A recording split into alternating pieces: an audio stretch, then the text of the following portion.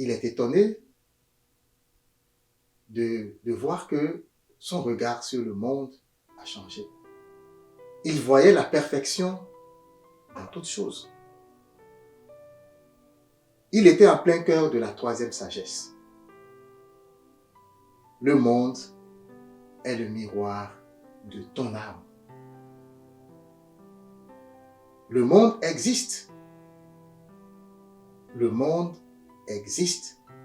Mais c'est le regard que tu as sur le monde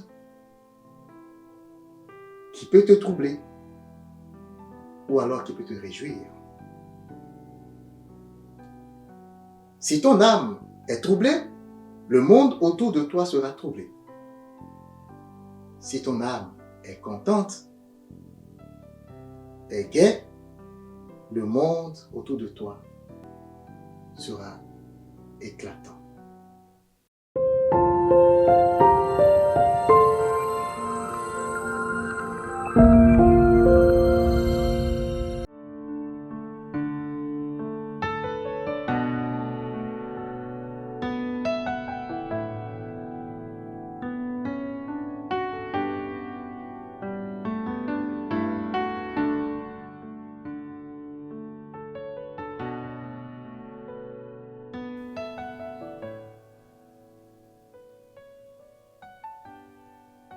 Faudrait-il changer son monde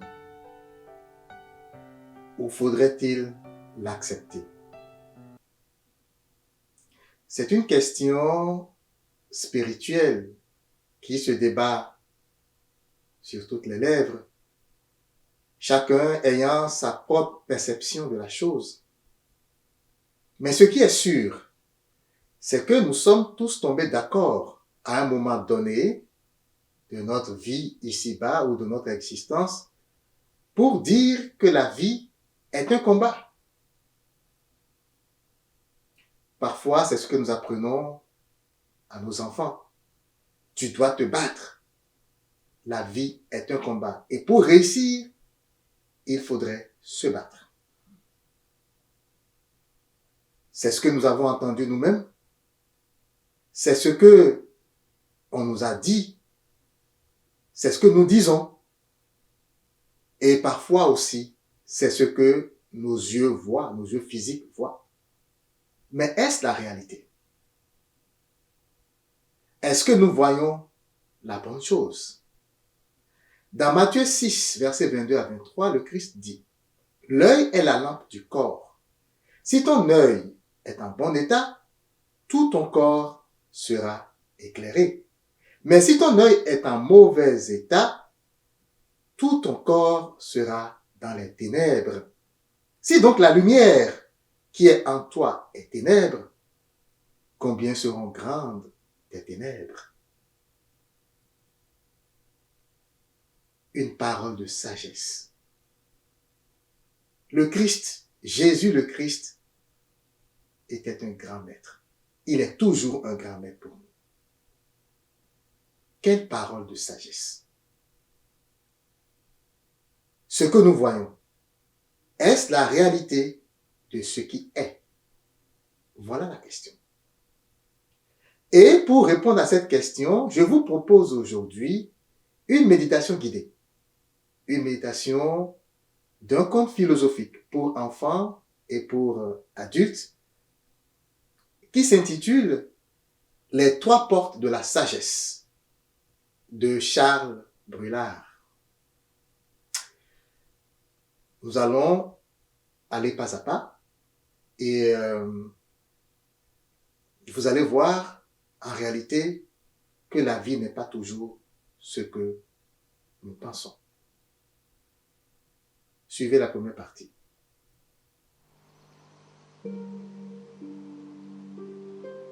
Bonjour et bienvenue. Aujourd'hui, notre conte philosophique s'intitule « Les trois portes ». Et notre histoire commence ainsi. Un roi avait pour fils unique un jeune prince courageux, habile et intelligent. Pour parfaire son apprentissage de la vie, il l'envoya auprès d'un vieux sage. « Éclaire-moi sur le sentier de la vie, demanda le prince.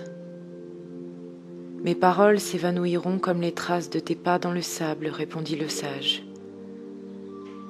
Cependant, je veux bien te donner quelques indications. Sur ta route, tu trouveras 3 portes. Lis les préceptes indiqués sur chacune d'entre elles. Un besoin irrépressible te poussera à les suivre. Ne cherche pas à t'en détourner, car tu serais condamné à revivre sans cesse ce que tu aurais fui. Je ne puis t'en dire plus. Tu dois éprouver tout cela avec ton cœur et dans ta chair. Va maintenant et suis la route, droit devant toi. » Le vieux sage disparut et le prince s'engagea sur le chemin de la vie. Il se trouva bientôt face à une grande porte sur laquelle on pouvait lire « Change le monde ». C'était bien là mon intention, pensa le prince, car si certaines choses me plaisent dans ce monde, d'autres ne me conviennent pas. Et il entama son premier combat. Son idéal, sa fougue et sa vigueur le poussèrent à se confronter au monde, à entreprendre, à conquérir, à modeler la réalité selon son désir. Il y trouva le plaisir et l'ivresse du conquérant, mais pas l'apaisement du cœur. Il réussit à changer certaines choses, mais beaucoup d'autres lui résistèrent. Puis, bien des années passèrent. Un jour, il rencontra le vieux sage qui lui demanda « Qu'as-tu appris sur le chemin ?» « J'ai appris, répondit le prince, à discerner ce qui est en mon pouvoir et ce qui m'échappe, ce qui dépend de moi et ce qui n'en dépend pas. » « C'est bien, dit le vieil homme. Utilise tes forces pour agir sur ce qui est en ton pouvoir. Et surtout, oublie ce qui échappe à ton emprise. » Et il disparut. Alors, dans cette première étape du voyage du jeune prince, on peut voir quelques conseils de sagesse de ce vieux sage. Tout d'abord, il dit, si tu lis les préceptes, ne cherche pas à t'en détourner, parce que tout ce que tu fuis dans ce monde te rattrape. Ça revient sans cesse.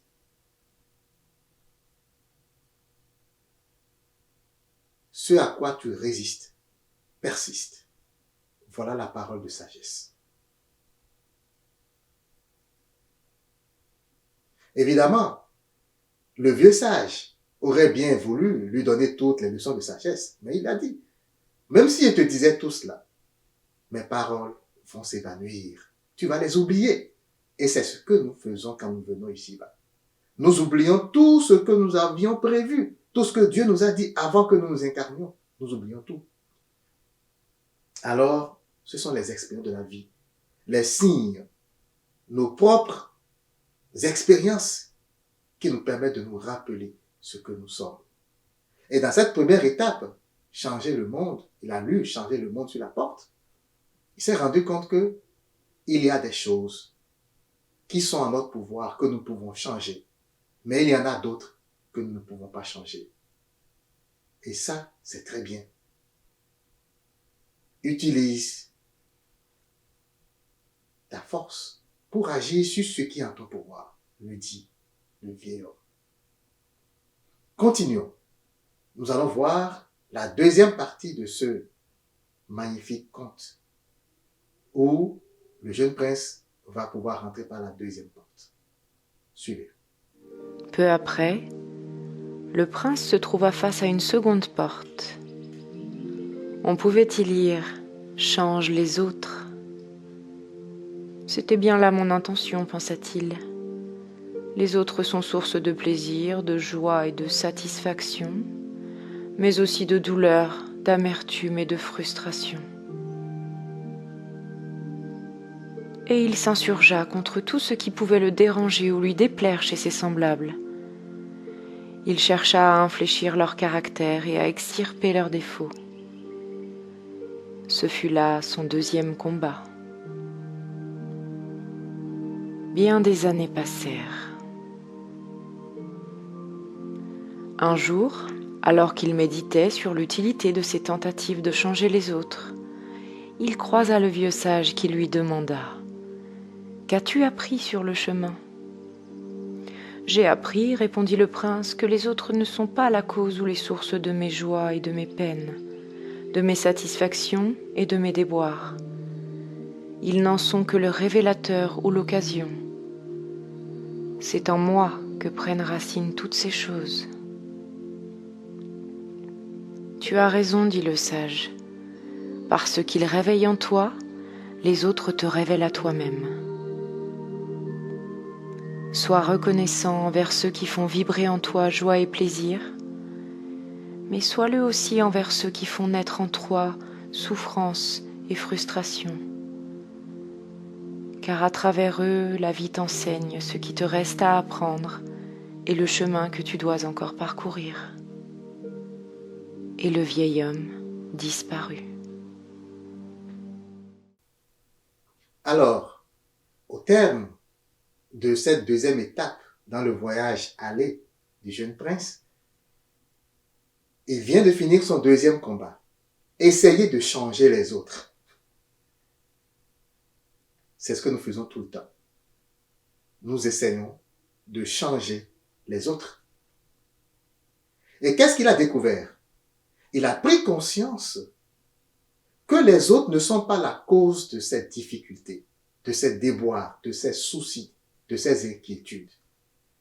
Il a trouvé, il a compris que les autres ne sont que le reflet de toutes ces choses qui ont source en lui. Et le vieil homme lui dit, ben, c'est très bien, tu as compris. Parce que chaque personne que tu rencontres te révèle à toi-même.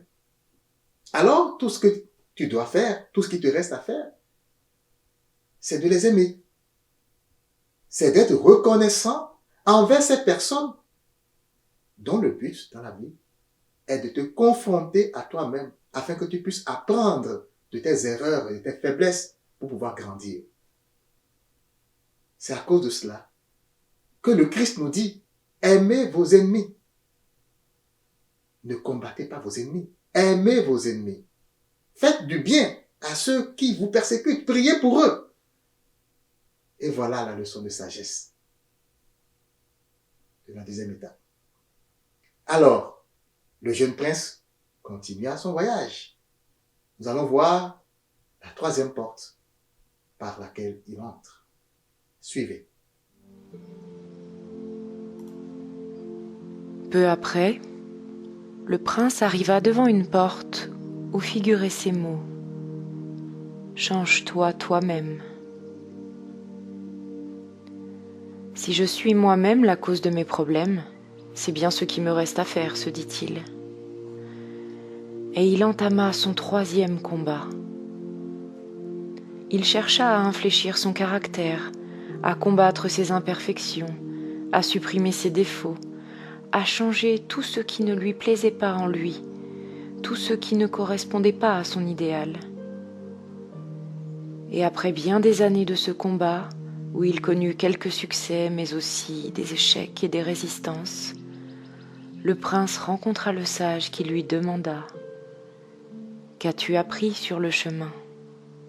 « J'ai appris, répondit le prince, qu'il y a en nous les choses qu'on peut améliorer, d'autres qui nous résistent et qu'on n'arrive pas à briser. » « C'est bien, dit le sage. »« Oui, poursuivit le prince, mais je commence à être lasse de me battre contre tout, contre tous et contre moi-même.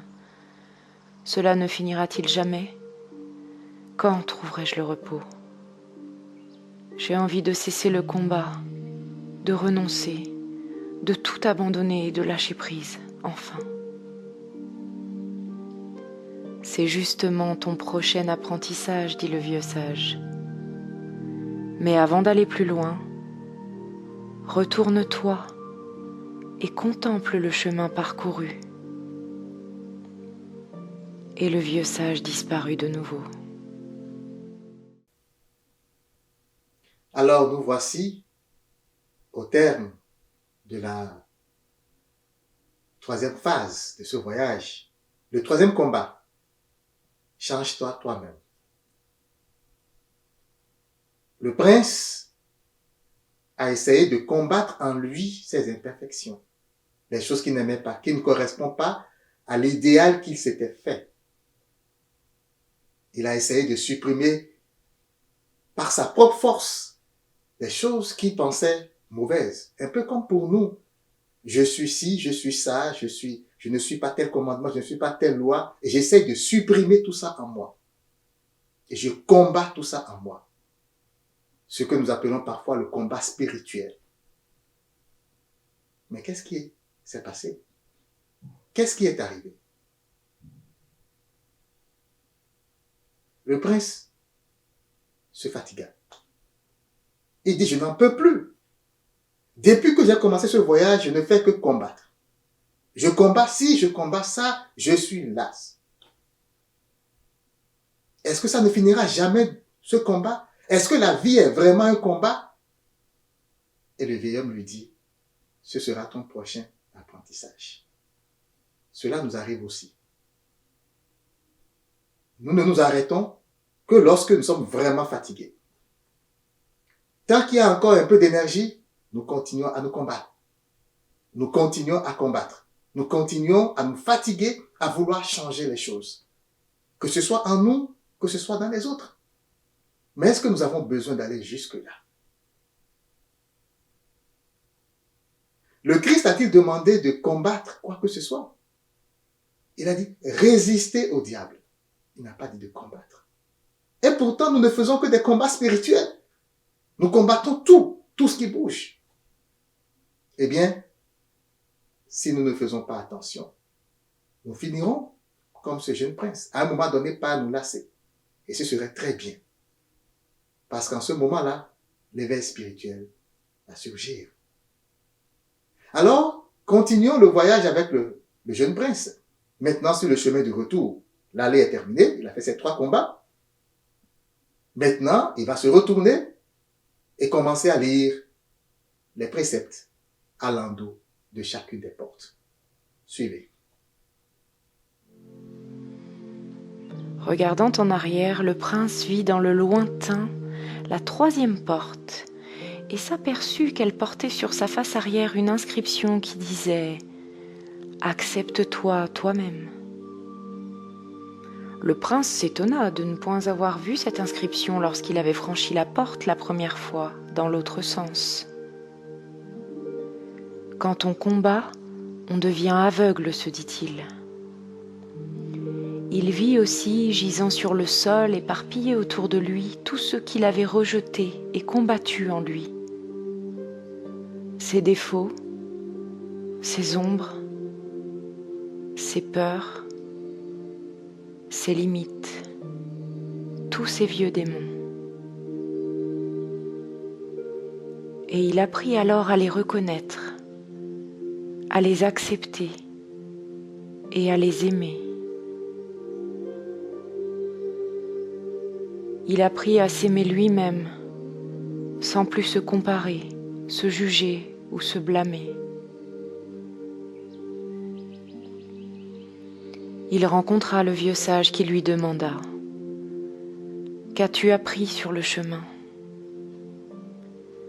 « J'ai appris, répondit le prince, que détester ou refuser une partie de moi, c'est me condamner à ne jamais être en accord avec moi-même. J'ai appris à m'accepter moi-même, totalement, inconditionnellement. C'est bien, dit le vieil homme, c'est la première des sagesses. Maintenant, tu peux repasser la 3e porte. Alors, à l'endos de la troisième porte, accepte-toi toi-même. Et tout de suite, le prince pense, comment n'avais-je pas vu cette inscription? Quand on combat, on devient aveugle, pense-t-il. Et c'est la vérité. Si l'œil est la lampe du corps et que notre œil est dans les ténèbres, est malade, c'est simplement parce que nous ne faisons que combattre dans notre vie. Voilà la révélation, chers frères et sœurs. Et le prince, quand il a compris cette révélation, a commencé à appliquer les préceptes de la première sagesse, la première leçon de vie. Apprendre à s'accepter soi-même, totalement, inconditionnellement.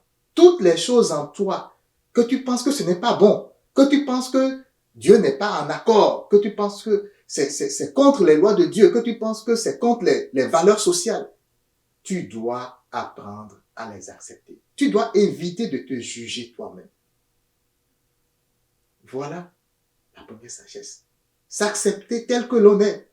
Parce que pour avancer sur le chemin de la vie, si tu ne t'acceptes pas, tu vas te condamner. Tu ne pourras jamais être en accord avec toi-même. Mais tout part de là. Il faut être en accord avec soi-même. Il faut s'accepter inconditionnellement. Le prince franchit la troisième porte et continua son voyage retour vers la deuxième porte. Suivez. À peine arrivé de l'autre côté, le prince aperçut au loin la face arrière de la seconde porte, et il lut « Accepte les autres ». Tout autour de lui, il reconnut les personnes qu'il avait côtoyées dans sa vie, celles qu'il avait aimées comme celles qu'il avait détestées, celles qu'il avait soutenues et celles qu'il avait combattues.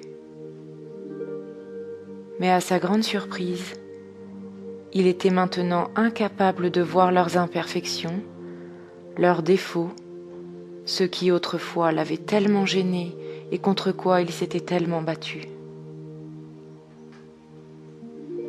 Et il rencontra à nouveau le vieux sage, qui lui demanda « Qu'as-tu appris sur le chemin ?»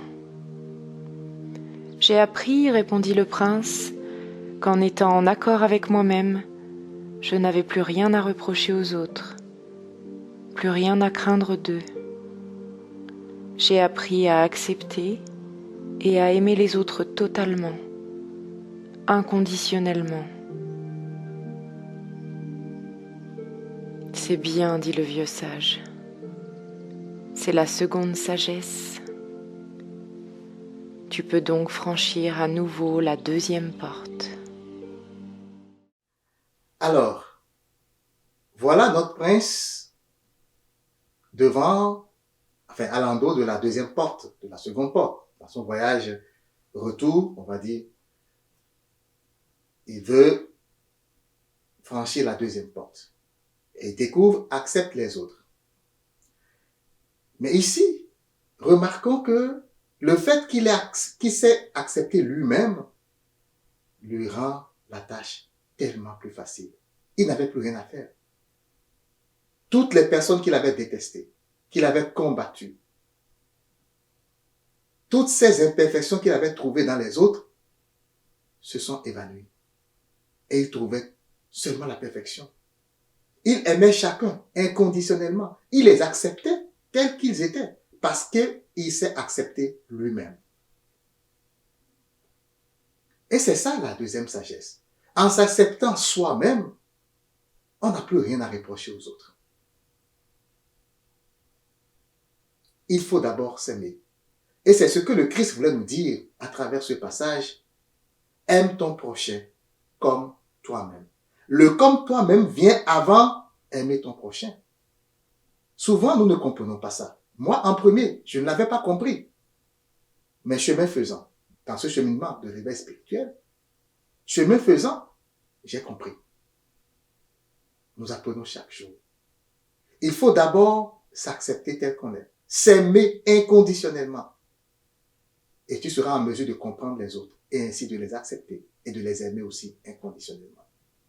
Maintenant, le prince a appris la leçon. Il a franchi la deuxième porte et il s'en va vers la première porte.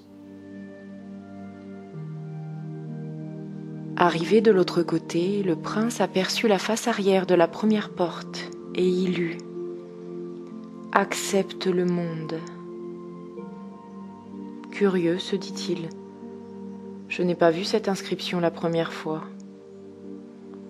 Il regarda autour de lui et reconnut ce monde qu'il avait cherché à conquérir, à transformer, à changer. Et il fut frappé par l'éclat et la beauté de toute chose, par sa perfection. C'était pourtant le même monde qu'autrefois. Est-ce le monde qui avait changé? Ou était-ce son regard sur le monde qui avait changé? Il croisa le vieux sage qui lui demanda « Qu'as-tu appris sur le chemin ?» « J'ai appris, dit le prince, que le monde est le miroir de mon âme, que mon âme ne voit pas le monde, elle se voit dans le monde.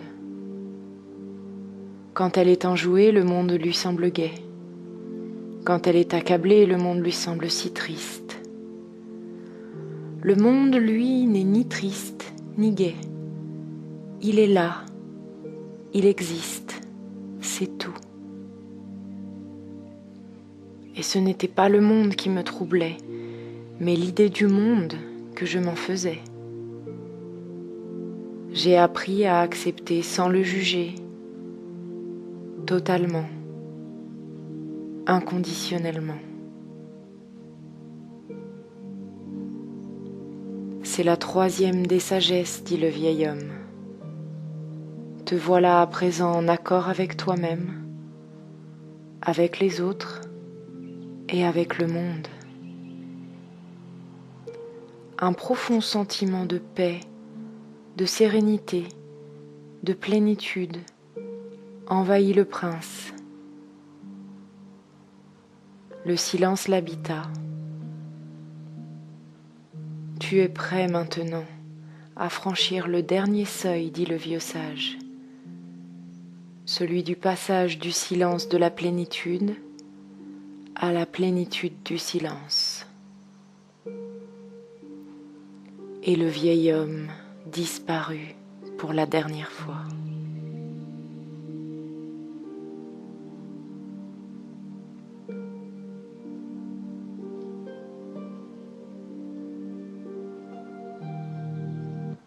Notre histoire touche à sa fin.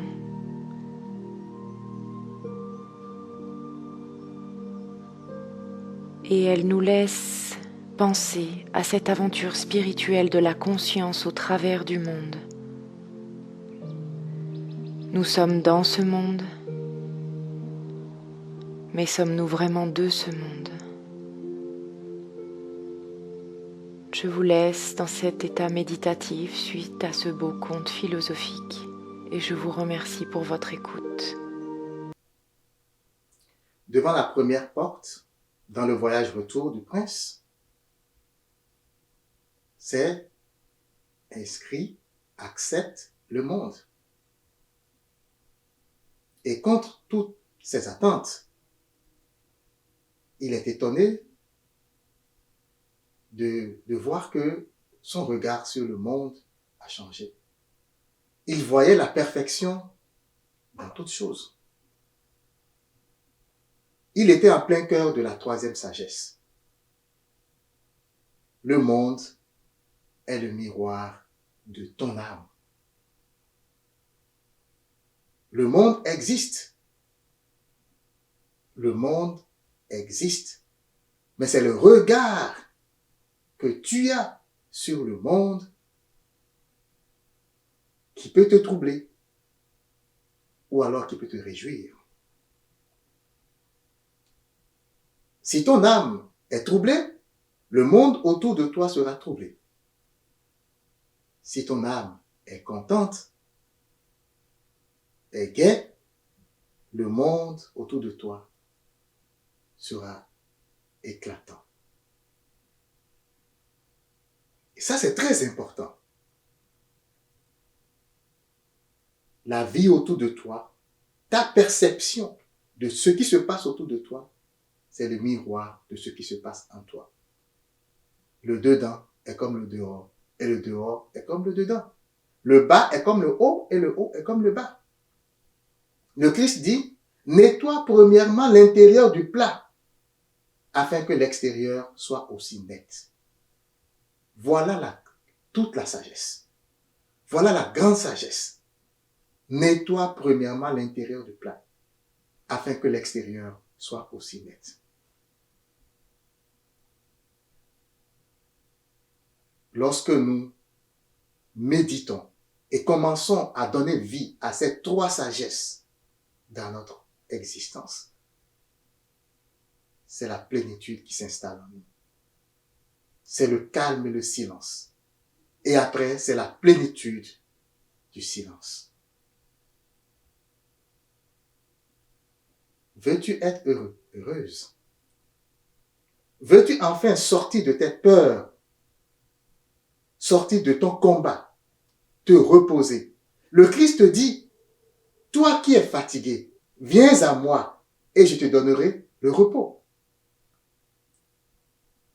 Qu'est-ce que le Christ voulait dire? Applique ces leçons de sagesse. Vous avez vu que les préceptes du Christ, les enseignements du Christ s'inscrivent parfaitement dans ces trois leçons de sagesse. Venir à lui, c'est garder sa parole.